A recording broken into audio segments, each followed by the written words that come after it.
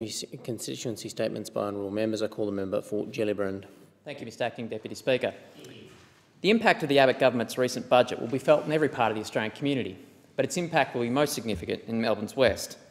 An estimated $6.3 million will be paid by the families of Gellibrand for the GP tax. An estimated $58.6 million will be ripped from hospitals in the west, including Williamstown Hospital, Sunshine Hospital and the Western Hospital in Footscray. And almost 17,000 pensioners will be hit by the changes to the pensions indexation rate. But it is the personal stories that really sheet home this budget's cruelty. Last week, I received a letter from a constituent, Maree Kinniburgh. Maree is a full-time carer for her 23-year-old daughter, Abby, who has suffered from life-threatening brain abnormalities since birth. While Abby's disability has made it difficult for her to do many things we take for granted, such as driving, socialising and living independently, she has not let her situation diminish her passion for her life.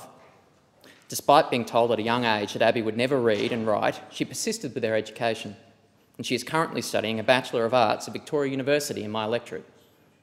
Abby is an outstanding example of someone doing all that she can to better herself and improve her life and the lives of those around her.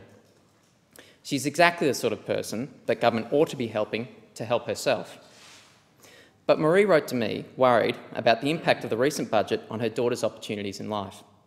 She cites the $7 GP tax, the PBS co-payment and the freezing of the Medicare rebate amounts that is adding to the burden of the costs of her daughter's healthcare, changes that will disproportionately impact on women and other members of the community who may be forced to spend time out of the workforce. She highlights the rising higher education fees and interest for loan repayments that will add to her daughter's 2 higher education loans.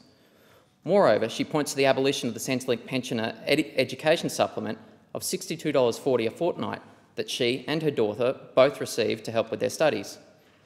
The abolition of this supplement by the Abbott government will cost Abby and her mother up to $1,600 a year each, or up to 8% of Maree's annual income. The impact of this upon the Kinniburgh family will be substantial. It will make life harder for a family already working hard to make the most from life. Mr Deputy Speaker, my constituent feels that she is being dismissed by society at present as a bludger. She rails against this characterisation. She writes, "We are both working very hard to make a contribution and not be burdened by society.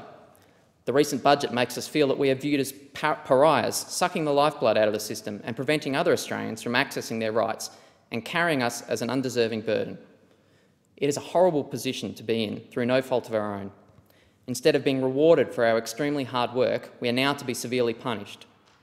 Mr Deputy Speaker, this is what Australia will look like as a result of the Abbott government's budget. It will be a place where it's harder for carers to pay the bills, harder for university students to study, and harder for our disabled community just to survive. I will continue to listen to the thousands of voices in my community, just like Abby's and Maree's, and oppose this unfair and shameful budget."